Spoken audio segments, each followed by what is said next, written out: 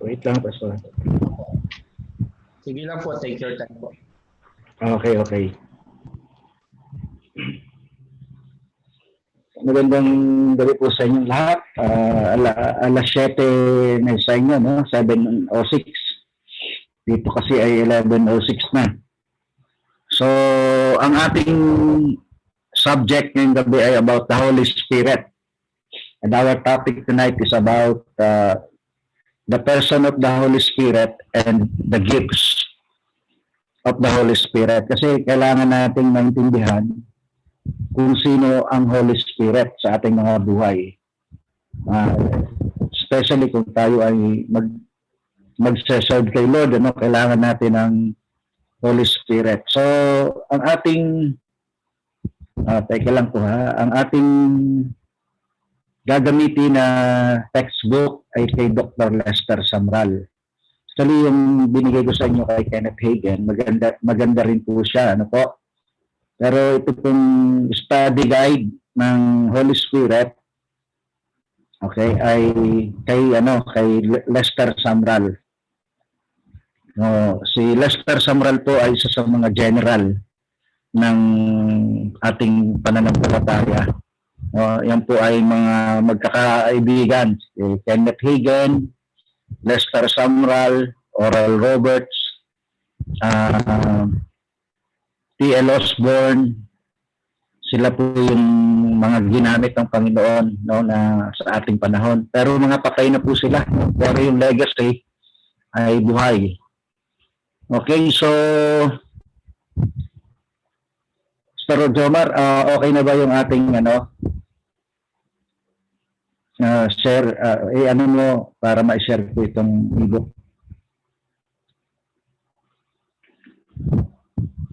Okay na po. Thank you. Okay na.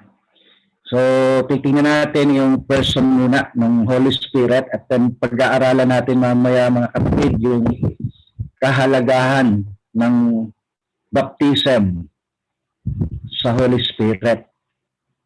Kasi ang ating pong pananampalataya ay based po sa mga disciple, mga apostle, no? Yung apostolic.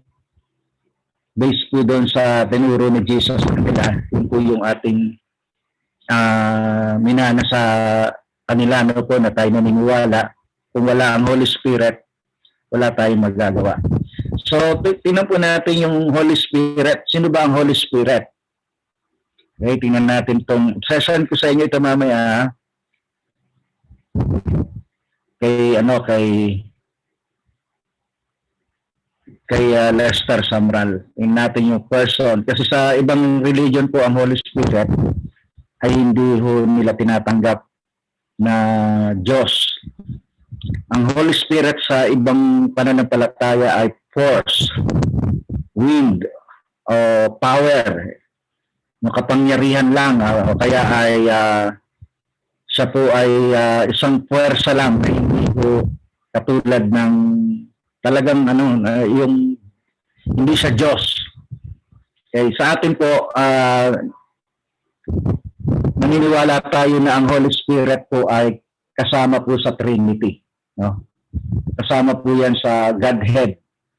May kanya-kanya po silang panahon ng pagkilos na nagpakilala. Katulad po sa Old Testament, panahon po yun ng God the Father. Sa New Testament naman, panahon po ng ni Jesus Christ, the Son of God. Sa ating panahon po ng grace or the church, ang Holy Spirit po ang nagpapakilala. Now, tingnan po natin itong personhood of the Holy Spirit. Sabi po dito, Christ said, when He is come, referring to the Holy Spirit, divine revelation is called the personhood of the Holy Spirit of truth. Okay? John 16 verse 8. Kapag dumating ang mang-aaliw, si Jesus kasi sabi niya, kinakailangan kong bumalik sa Ama, ito ay para sa inyong advantage. Kasi kung hindi ako aalis, hindi siya darating. Okay, so sa Bible po, sabi po dito, there are 160 listed actions of the Holy Spirit in the Old and New Testament. Jesus referred to the Holy Spirit as a person. So, yung pantukoy po na ginamit ni Jesus sa kanya ay he, hindi po it. No? Hindi po siya isang bagay lang, kundi siya po ay person. So, 13 times na binanggit sa Gospel of John, chapter 16. Okay? Yung pong when he, or when the Holy Spirit has come. Okay, John 16, verse 7 to 18, po natin, ano po? Sabi rito, mga kapatid, nevertheless, I tell you the truth. It is to your advantage that I go away. For if I do not go away, the helper, yung word na helper po dito sa Greek word, parakletos. Kung inyo pong pag-aaralan yung word na parakletos, ibig sabihin po niyan, the one who call alongside. The one who call alongside. So yung word na parakletos means he is our guide, he is our teacher, he is our comforter, ano pa ang ano ng Holy Spirit. Siya yung ating mga aaliw, siya yung bubukas ng ating spiritual eyes. Kaya tingnan natin itong verse 8, John 16. When he has come, he will convict the world of sin and of righteousness and of judgment. So, ang Holy Spirit po sa Godhead, siya yung ikatlong persona. Sila po ay co-equal, co-eternal. Magkakapantay, ano po, yung three person. Wala pong lamang sa kanila, hindi porke Ama, mas makapangyarihan. Okay? At si Jesus ay lesser, yung power. No, sila po ay co-equal. Kung pag-aaralan po natin yung kanilang katangian. Sabi po dito, the third entity. So, the study of the person of God, the Holy Spirit, the third entity of the Divine Trinity, is of tremendous importance to the living Church of Christ today. Yan, ito po. So, napakahalaga po ng papel na ginagampanan ng Banal na Espiritu sa ating pong panahon, sa panahon po ng Iglesia, the Church. Okay, kinakailangan daw po malaman ng Church ngayon na ang Holy Spirit po ay hindi lang pagpapala na tinanggap natin. He is not just a blessing to be received. The Holy Spirit is not just an experience. Kasi yung iba, sabi nila ako ay tumanggap na ng bautismo ng Banal na Espiritu. Sapat na yun para maggamit ng Panginoon. So he is not just a one-time experience. Dapat po continuous ang experience natin sa Holy Spirit. Sabi ni Paul, be not drunk with wine, but be filled with the Holy Spirit. Ephesians chapter 6, 5:18, sorry. Ephesians 5:18, be filled with the Holy Spirit. Okay, so pangatlo, ang Holy Spirit po ay hindi lang po siya isang influence o power na nagtutulak sa atin para maglingkod, no?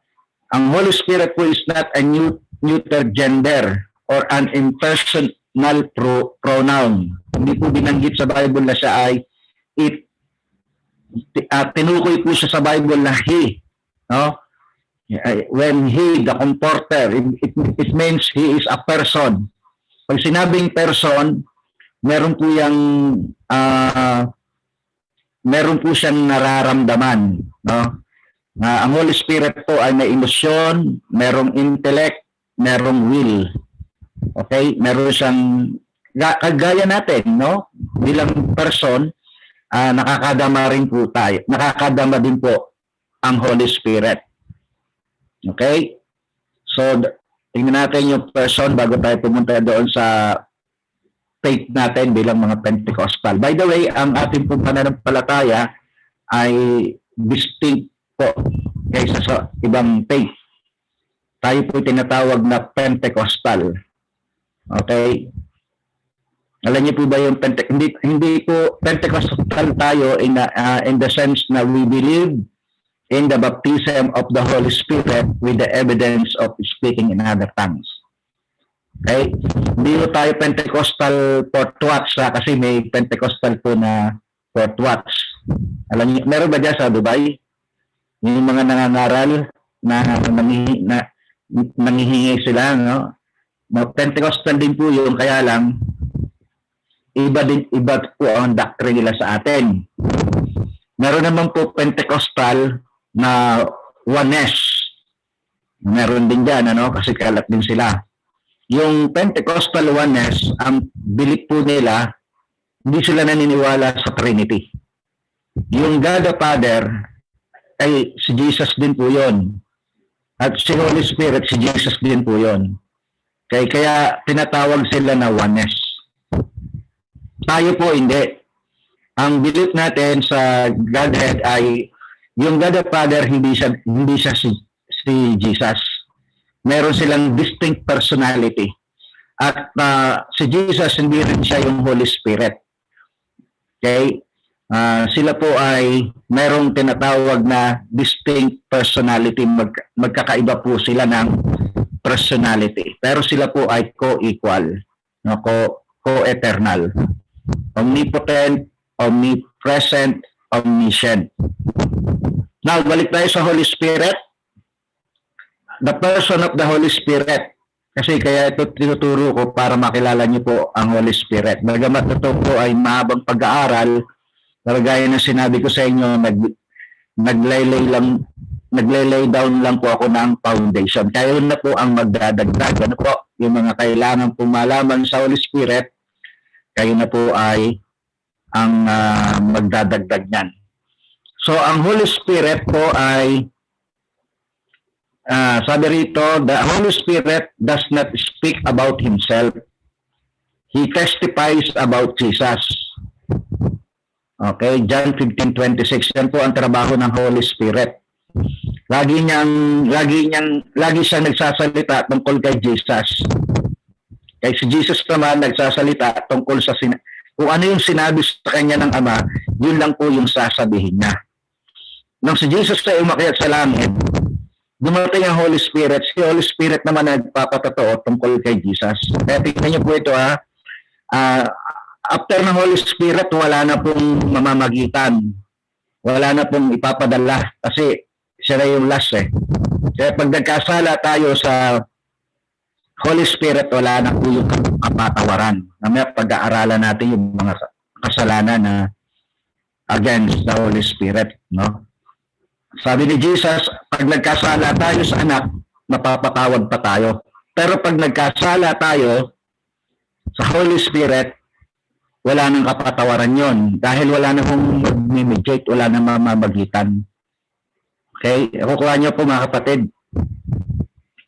So, ang ministry po ni Holy Spirit ay He will testify about Jesus and He shall glorify Jesus. John 16 verse 16 to 17. Tingnan natin yung iba pang mga katangian Holy Spirit, no? Okay, He is the Creator.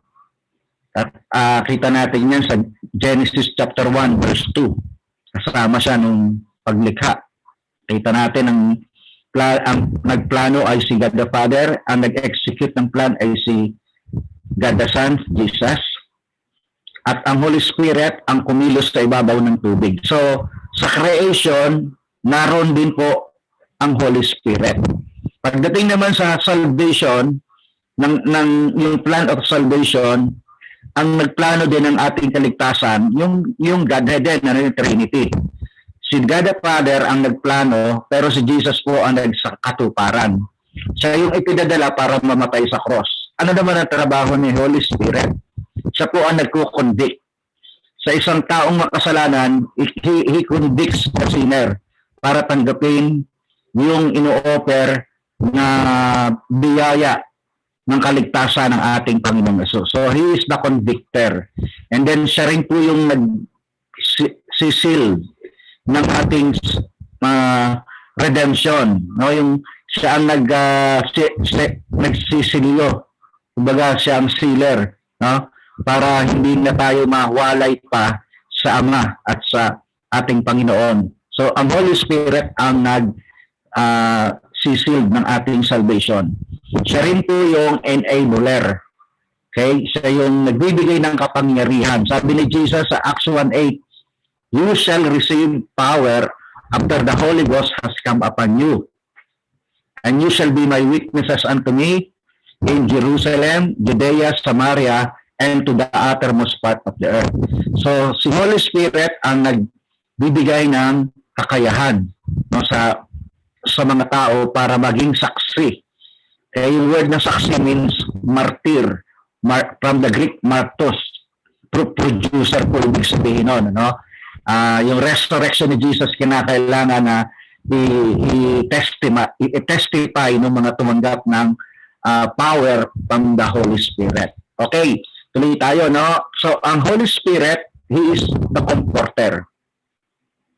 Nga dito sa Jesus, siya po yung nagbibigay ng kaaliwan sa kanyang mga disciple. Pero na siya umakyat sa langit, sabi ni Jesus, darating ang isa pang mang-aaliw. Another comforter will come. And that is the Holy Spirit. No, yung Greek word nun ay parakletos. Okay. So He is the comforter and He is the revealer of divine truth. Yan, sabi rin sa John chapter 16, when He comes, He will guide you in all the truth and He will show you things to come. So yan na po ang trabaho ng Holy Spirit. Okay? So tuloy tayo. Hallelujah. Yan na natin yung iba pang mga ano ng Holy Spirit. Puntahan po natin itong ating outline. Ibibigay ko po sa inyo itong outline natin. Yan. Kung tayo po ay tumanggap ng kaligtasan, hindi po ito sapat na tinanggap lang natin si Jesus as our Savior. Meron pong isa pang experience na dapat nating maranasan after the new birth. Okay? Ito po ang tinatawag natin na baptism of the Holy Spirit. Okay? There is a difference between the Spirit within and the Spirit upon. Ulitin ko po sa born again, nung tayo na born again, si Holy Spirit ay pumasok sa ating puso. Amen. The Bible says our body is the temple of the Holy Spirit. So, dumating si Holy Spirit. Nung tinanggap natin si Jesus, pumasok si Holy Spirit sa atin. Pero hindi po sapat na pumasok lang siya.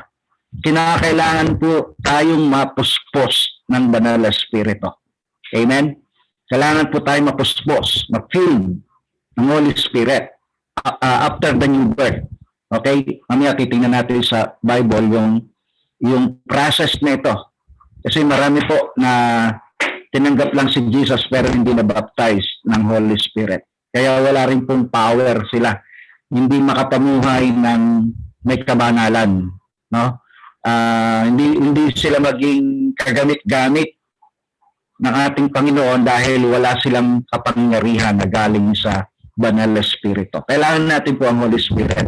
Now, tingnan natin itong verse nito sa Acts 1:8. Pag-aralan natin yung baptism of the Holy Spirit. After the new birth to, sino rito na naintindihan na yung new birth, yung born again. No? It's not a religion, but it is an experience para tayo po ay mabago ang buhay. Amen? Okay, so nang tumanggap tayo ng kaligtasan, ang pangalawa pong experience na dapat nating maranasan ay itong tinatawag na bautismo ng Banal na Espiritu. Okay? Hindi lang bautismo sa tubig, kundi sa Banal na Espiritu. May binabanggit po ang New Testament about the baptism of the Holy Spirit. Ito po yung verse natin, Acts 1:8. Okay? Pero ito po, bago po ito binigay na pangako, meron pong prophecy sa Old Testament. Okay, ang prophecy po sa Old Testament, sa Book of Joel, chapter 2, verse 38. Sabi ni Prophet Joel, in the last days, Sabi ng Diyos, ano po? I will pour out my spirit to all the flesh. Okay? And the young men shall dream dreams, and the old men shall see vision. Okay? So, yun po yung prophecy. Amen? May prophecy po. Now, itong prophecy na ito ay napulfill sa panahon po ng aklat ng mga gawa. Ito na po yun, no? Pero bago po mapulfill ito, sabi ni Jesus sa mga disciple niya after the resurrection. Pwede mo ba buksan natin sa Luke 24, verse 49? Wala lang po akong Bible na na-download na erase ko. So Luke 24, verse 49. Sabi ni Jesus sa mga disciple niya, tarry in Jerusalem until you are endued with power. No, maghintay muna kayo kasi yung mga disciple na ibinigay na ni Jesus sa kanila yung Great Commission. Hahayo na sila. Sabi ni Lord, maghintay muna kayo, wag muna kayong humayo. Hintayin niyo muna yung kapangyarihan na galing sa itaas. Okay? Luke 24 verse 49. Sabi ni Lord, pagka bumaba sa inyo ang Banal na Espiritu, sasangkapan kayo ng kapangyarihan. Okay, ito na nga yung nangyari. Yung 120 na disciple, okay, sila po ay naghintay sa doon po sa upper room. Nagkaroon po sila ng tarrying, no? Inintay talaga nila kasi pinangako ni Lord na bababa ang Holy Spirit. So habang sila po ay nasa atmosphere ng pag-worship, pagdamag, nag-iintay sila. And then the Bible says, suddenly, Acts chapter 2, the Holy Spirit came upon them. Okay, nabaptize sila ng Holy Spirit and then nakita po natin, nagsimula silang merong bumaba na animoy wangis na wangis na apoy na bumaba sa bawat isa at sila po ay nagsimulang magsalita sa iba't ibang wika. Mamaya pag-aaralan natin yung importance of ito pong evidence of the baptism of the Holy Spirit, which is speaking in other tongues. Ano po ang benefits nito sa atin? Ano po? Okay, so nung natanggap nila yon, nagsimula silang magsalita ng iba't ibang wika as the Holy Spirit gave them the utterance. Doon na po nagsimulang magkaroon sila ng boldness. Si Peter po ang unang tumayo at nagsalita at ipinangaral niya po yung pagkabuhay ni Jesus. Pero sabi ni Peter, hindi kami lasing. Ito lang ay yung kaganapan ng pangako ng Ama sa propeta Joel na in the last days, God will pour out His Spirit to all the flesh. At sabi niya, this is it. Ito na yun. No? Ito na yun. Kaya yun, nangaral siya ng kaunti lang. I think mga 15 minutes about the resurrection of Jesus. 3,000 po ang unang naging bunga nun. Okay? Then sa Acts chapter 5, nangaral siya, 5,000 po ang naging bunga dahil doon sa anointing at doon sa power na na-receive nila sa Holy Spirit. Amen po ba mga kapatid? Kaya ganyan po ka-powerful ang mga mananampalatayaan na may bautismo ng Banal na Espiritu. Kaya yung Pentecostal po, ito pinakamalaki church sa buong mundo. Pentecostal church, yung Hicho sa Korea. No? Tapos ito pang G12, mga Pentecostal po yan, ang faith na meron. Yan po yung ating faith. Okay? Maliwanag po mga kapatid. No, hindi tayo church na evangelical lang. Hindi tayo po yung mga Pentecostal in nature. Amen. Meron tayong Holy Spirit, may power. No? Meron tayong buhay. Meron tayong kapangyarihan. Praise God. Okay, so pag-aralan natin, Jesus po ang baptizer ng Holy Spirit. Si Jesus po ang nangako that si John the Baptist ay nagbautismo sa inyo sa tubig ng pagsisisi, pero sabi niya, merong darating na mas higit sa akin, sabi ni John the Baptist, na kahit ang kanyang suot ay hindi ako karapat-dapat magkalag. Sabi niya rito, ako ay magbabautismo sa inyo sa tubig, pero siya ay magbabautismo sa Espiritu, sa Holy Spirit, at sa apoy.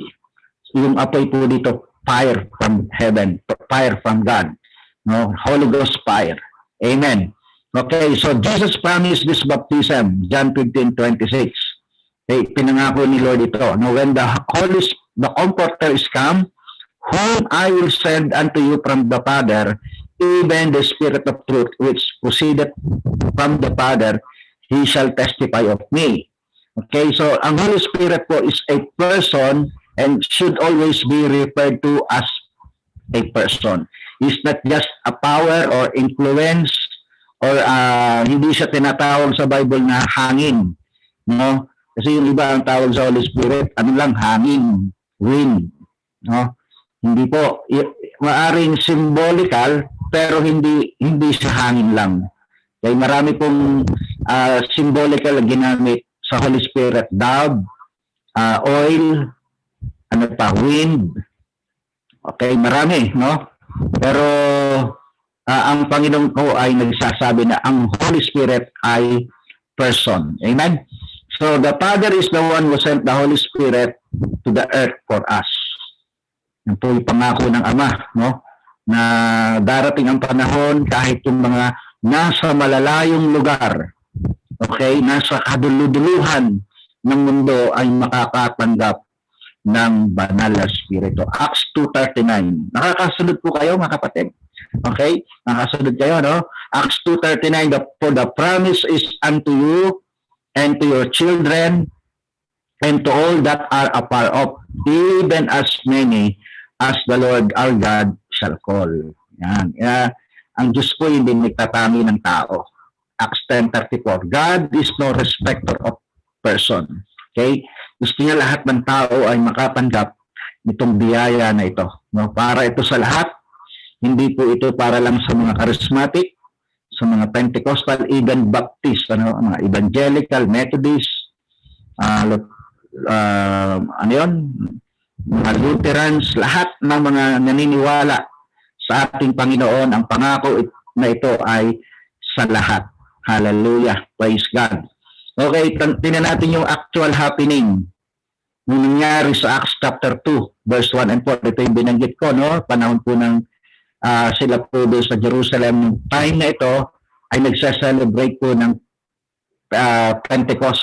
Ito po ay isang festival sa Israel every 50th year. Okay? Ang tawag doon ay Feast of the Pentecost. Kaya Pentecost means 50th year. Sineselebrate po nila yan. Okay? At sa panahon na ito ng Pentecost, doon po nangyari yung pagbuhos ng banal na Espiritu. At in the day of Pentecost, Acts chapter 2, verse 1. So, yung pong mga nasa upper room, yung binanggit ko kanina na sabi ni Lord, ang instruction sa kanila, wag muna kayong harayo. Hintayin nyo ang pagbaba ng banal na Espiritu. So, okay? At yung 120, kaya sinabi 120, binabasa ko po yung book ni Cesar Castellanos, yung pala yung mga tithes. Okay? Yung tithes ng ating Panginoon, na sila talaga yung makakatanggap ng banal na Espiritu. Okay? So, yung 120 na yon, sabi ng Bible ay habang sila po'y napuspos ng banal na Espiritu, they began to speak with other tongues. Okay? They were all filled with the Holy Spirit. At sila, kasama po doon si Mary, nanay ni Jesus sa flesh. Kasama rin po na tumanggap ng baptism of the Holy Spirit. Now, pag-aralan natin itong Holy Spirit baptism, baka yung iba sa inyo ay hindi pa nakakaranas nito, no? Mga kapatid, importante po ito sa atin. Amen? Importante po ito sa atin, itong Holy Spirit baptism. It is a separate experience from salvation. Now, tingnan na po natin yung Acts 10:44-47. Si Cornelius. Nung nangaral si Peter sa bahay ni Cornelius, tumanggap kay Jesus, pero ang sabi ni Peter, nung nilay hands niya yung kanyang kamay kay Cornelius, natanggap din nila ang banal na Espiritu. Tingnan natin po, they were first they were believer first kasi ang Holy Spirit ibinibigay yan sa mga believer. Hindi yan para sa unbeliever. Ang unbeliever, ang kailangan nilang tanggapin si Jesus. Ang believer, ang kailangan nilang tanggapin ay si Holy Spirit. Amen? Malinaw po yun, ha? Ang mga unbeliever, ang kailangan muna nilang tanggapin ay si Jesus. Salvation. Okay? Pag sila'y tumanggap na kay Jesus, ang pangalawa nilang tatanggapin ay ang Holy Spirit. Yun nga po, yung power. Okay? Bakit kailangan natin ng Holy Spirit? Para magkaroon ng power. Power for what? For service. No? Para gamitin tayo ni Lord mightily and effectively. We need the Holy Spirit. Amen? Kasi sa Bible, sa Old Testament, hindi ka gagamitin ng Diyos kapag ka wala kang anointing. Okay? Wala kang anointing. Ang anointing binibigay lang sa Old Testament sa 3 office. 3 lang po ang sinasangkapan ng Banal na Espiritu. Hindi lahat ng tao, no? Hindi lahat ng tao ay may Holy Spirit sa Old Testament. Ang binibigyan lang po ng unction, ng anointing, ay yung priest, yung prophet, at yung king. Kasi pag sila po ay gumaganap ng kanilang tungkulin, aanoin po sila at doon po magiging effective yung kanilang paglilingkod. Sa New Testament, binago ng Diyos. Ang Holy Spirit ay para sa lahat ng mga believer.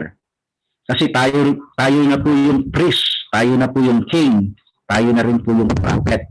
Yung triple anointing, tinanggap po natin yan. Amen? No, hindi na katulad din dati na merong hiwalay na office yung king, hiwalay yung office ng prophet, hiwalay yung office ng priest.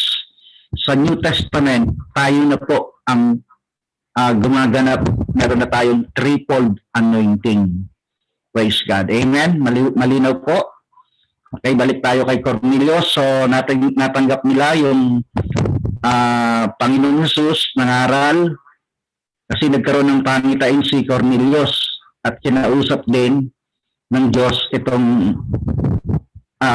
nagkaroon ng pangitain si Peter. At nung nagkaroon siya ng pangitain na merong kumot, na merong iba-ibang hayop, at sabi ng tinig sa kanya, Pedro, magpatay ka at kumain ka. Alam naman natin yung batas ng mga Jew, no? Napakahigpit nila sa pagkain ng mga hayop.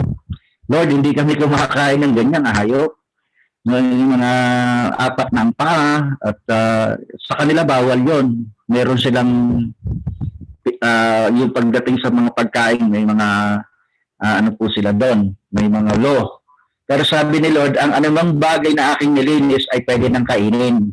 So naintindihan ni Peter kung ano ibig sabihin, yung gospel hindi lang para sa Jew. Ito po ay binuksan para sa mga Gentile. Kaya ang kauna-unahang nakakilala sa ating Panginoon na Gentile ay si Cornelius. Sabi ni Pastor Cesar, si Cornelius ang unang nagbukas ng cell group. Okay? Kaya sa kanya tayo, siya ang unang Gentile na na-convert. Then they were filled with the Holy Spirit and they spoke in tongues. Pagkatapos po noon, ay nagpabautismo sila sa tubig. Kaya yung gospel sa kanila, na kompleto.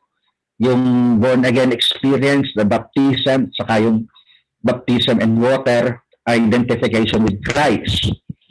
Kaya yung kanilang conversion talagang genuine. Hallelujah. Now, pag-aralan natin yung sinabi ko kaninang the Holy Spirit within and the Holy Spirit upon. The Holy Spirit is given twice in 2 separate experiences. Okay, sa John 20:21 to 23 at Acts chapter 2 verse 1 and 4, makikita natin yung after the resurrection ni Jesus, tinawag niya yung kanyang 12 alagad at ang sabi rito sa John 20, hiningahan sila sa kanilang ilong and Jesus breathed on them. Okay, nagkaroon ng buhay yung kanilang spirit kasi yung panahon na kasama nila sa Jesus, hindi pa naman sila born again no? Hindi pa naman talagang ano yung kanilang spirit, kaya nga nag-aalinlangan sila, no? Nagdududa. Yung panahon na namatay si Jesus, yung iba sa kanila bumalik sa dating trabaho nila, no? Si Peter nangingisda, yung iba bumalik sa dati nilang pamumuhay. Pero nung time na na-resurrection si Jesus, okay, binigyan sila ng Panginoon ng maranasan nila yung kapanganakan muli. Kaya nung hiningahan sila, ay doon nabuhay yung kanilang spirit. At itong mga believer nito ay pinangakuan ng Panginoon, pumunta kayo sa upper room, pumunta kayo sa Jerusalem, dahil may pangako ang Ama na kayo ay bibigyan ng kapuspusan ng Banal na Espiritu. Okay, ito na nga po yung binanggit ko kanina, no po? Okay, so Jesus speaks of a second experience. Yung Holy Spirit, sabi rito, is to come upon you. Okay, pag sinabing come upon you, bibigyan sila ng power from on high. No? Yung power that comes from on high. Okay, pangako po ng Panginoon yan. Yung Greek word po na endued means to array, the sense of soaking into a garment or cloth or saturated. Yung anointing talaga nila ay talagang mapupuspos sila, no? Ma-filled ng Holy Spirit. Kaya hindi lang yung naborn again sila, Holy Spirit, kundi pupuspusin pa sila upang sa ganon ay talagang makikita po natin yung kapangyarihan ng Diyos sa buhay nila. So, Paul speaks of a separate experience, Acts 19 verse 1 and 2. Nakita po natin nung si Paul ay pumunta sa Ephesus, nangaral siya. At nakita niya po na itong mga believer doon sa Ephesus ay although born again, pero sabi ni Paul sa kanila, did you receive the Holy Spirit when you accept Jesus? Alam niyo, sagot itong mga believers nito. Sabi niya, hindi namin naintindihan yung baptism na sinasabi mo. Alam lang namin baptism ay yung baptism ni John sa tubig. So, sila yung mga unang baptist, yung mga baptist na born again, pero hindi nila natatanggap pa yung tinatawag na baptism of the Holy Spirit. So, si Paul nagsimulang mangaral sa kanila at ang sabi ng Bible, when Paul laid his hands upon them, they received the Holy Spirit and they began to speak in other tongues. Okay, so it is a separate experience from being born again. Okay, tingnan natin ang explanation dito ng Acts chapter 1, verse 4, 5 and 8. Okay, nakita natin yung nangyari sa early church, no, na sabi ng Bible ay nakatanggap. Now, tingnan natin naman itong sino dito ang nabaptize ng Holy Spirit? Kasi ngayon medyo nakakalimutan na ngayon itong itong ituro. Itong baptisan. Now, tingnan natin yung nagagawa ng speaking in other tongues. Nasa na yun? Ano ba nagagawa ng tongues sa atin? Pag tayo na-baptize ng Holy Spirit, hindi natin itong hindi yata ito. Ano bang nagagawa ng tinatawag na tongues? Wala yata dito. Kala ko na lagay ko sa aking tingnan natin ito, ha. Nandito sa aking Yahoo.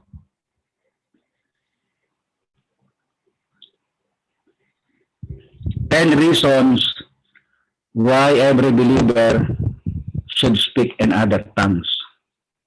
Wala. By the way, sa next week, pag-aaralan natin yung gifts of the Holy Spirit, no? Ngayon ay lang tayo tungkol sa Holy Spirit, kung sino siya, no? Siya yung pinangako ng Diyos sa atin. Wala dito. Yung 10 reason why every believer should speak in other tongues. Kasi dapat tayo, no? Yung conscious tayo sa Holy Spirit. Kasi si Holy Spirit po ang magbibigay sa atin ng anointing. Tingnan po natin muna sandali ang anointing. Ano ba nagagawa nito? Bakit bukas po sa Isaiah chapter 10 verse 27. Isaiah chapter 10 verse 27. Sino may Bible? Makikibasa po. Bakit kailangan natin ng anointing? Why we need the baptism of the Holy Spirit? Ano ba nagagawa ng anointing sa ating buhay? Ako na po, Pastor. Sige, Sister Julie. Yan, ito pala. Isaiah Narito. chapter 10, verse 27. When that time comes, I will free you from the power of Assyria, and their yoke will no longer be a burden on your shoulders. Okay, sa King James malinaw eh. Sabi doon, ang nagagawa ng anointing ito po ay yoke destroying, burden, it will break the yoke and the burden will be removed. Okay, yung yoke ay sumisimbolo sa gawa ng kaaway. Kapag dumating ang anointing, wawasakin ito, yung pamatok. At babaliin ito, aalisin ito yung burden, yung kabigatan sa ating balikat. Now, tingnan natin yung baptism ng Holy Spirit with the evidence of speaking in other tongues. According to Acts chapter 2, no? Bakit kailangan natin itong baptism nito? Ano ang nagagawa nitong speaking in other tongues? Okay, kasi si Jesus ay nagsabi sa Mark chapter 16, 17, and 18, "This sign shall follow them that believe. Okay, in my name they shall cast out demons. In my name they shall speak with other tongues. They shall lay hands on the sick and they shall recover." So isa sa sinabi ni Jesus ay yung tinatawag na speaking in other tongues. Amen? Sabi ni Jesus, ang mga tandang ito ay susunod sa mga sumasampalataya sa akin. Magpapalayo sila ng demonyo, magsasalita sila ng iba't ibang wika, at magpapatong ng kamay sa may sakit, at pagagaling ko ang may sakit. So yan yung tinatawag nating signs of a true believer. At isa po doon na signs ay yung tinatawag na speaking in other tongues. Now, why we should speak in other tongues? So, 10 yung reason. Number 1, Acts chapter 2 verse 4. And they were all filled with the Holy Ghost and began to speak with other tongues as the Spirit gave them utterance. So, ang unang reason bakit tayo nagsasalita ng iba't ibang wika, dahil ito po ang unang initial sign. Yan yung tinatawag na initial sign that you receive the baptism of the Holy Spirit. Okay? Kasi pag hindi ka nag-tongues, okay, pag hindi ka nag-tongues, so that means hindi mo na-receive. Pag bibili ka ng halimbawa ng isang bagay sa mall, may proof, may patunay na binili mo. Okay? So yung tongues ganun din. Yan ay initial sign that we receive the baptism of the Holy Spirit. Okay? Malinaw po kasi maraming nangyari sa kanila, nagkaroon sila ng boldness because they received the Holy Spirit. Pero ang talagang unang sign na natanggap nila ay yung speaking in other tongues. Sa ibang pananampalataya, hindi sila naniniwala doon sa tongues. Kasi sabi nila, yun daw ay tapos na. No? Nang namatay si John the Beloved, yung huling apostle, ay nag-cease na rin yung tongues. Nag-cease na rin yung Holy Spirit baptism nung namatay si John. Mga kapatid, hindi po totoo yun. No? Dahil sinabi kanina doon sa Acts chapter 2, hanggang sa kahuli-hulihan, hanggang sa malalayong lugar, ay tatanggapin nila yung pangako ng Ama. Amen?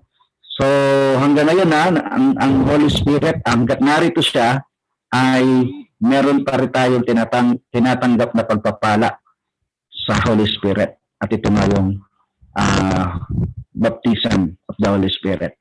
Okay, so speaking in tongues was the supernatural sign that convinced them that the Gentiles had the same gift as they. Yan. Si Cornelius ay nagsalita ng iba-ibang wika.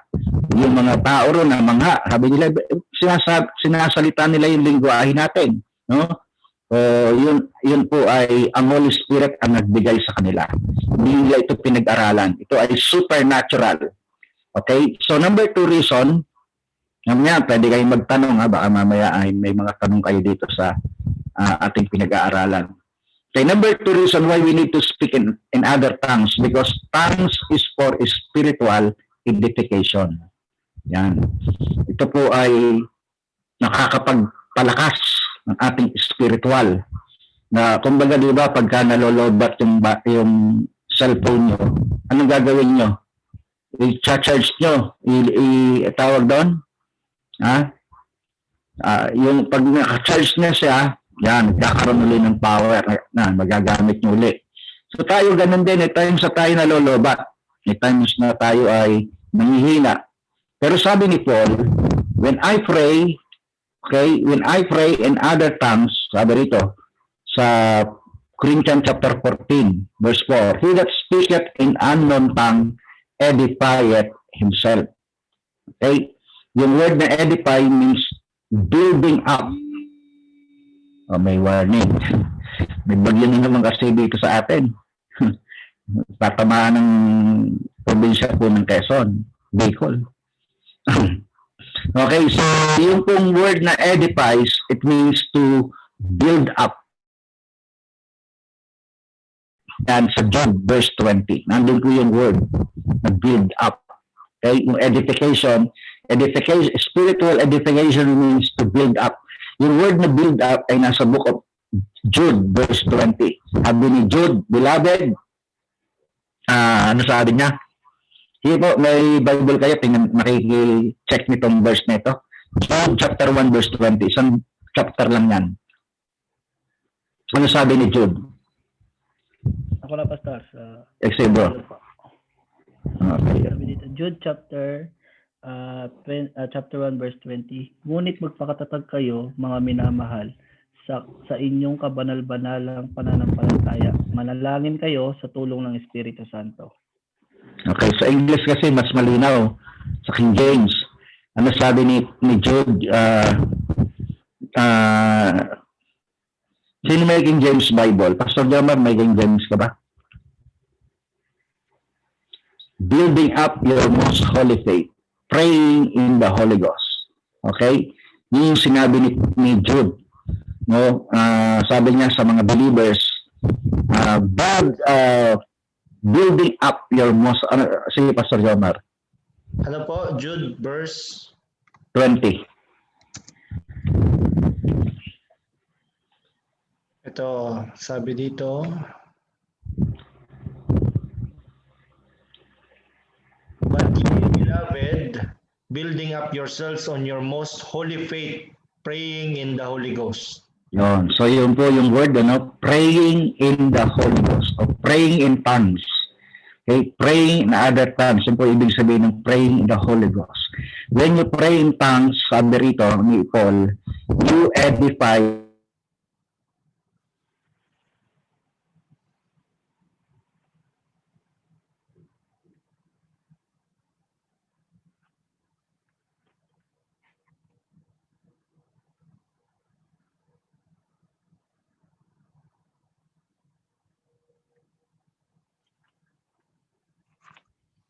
Pastor Mon, parang nawala ka po yata.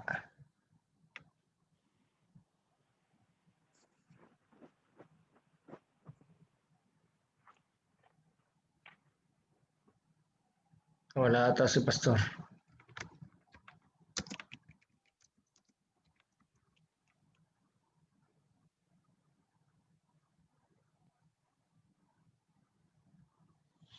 Nag-exit siya. So, hintayin lang natin. Baka nawala siya ng signal or something, nagka-problema.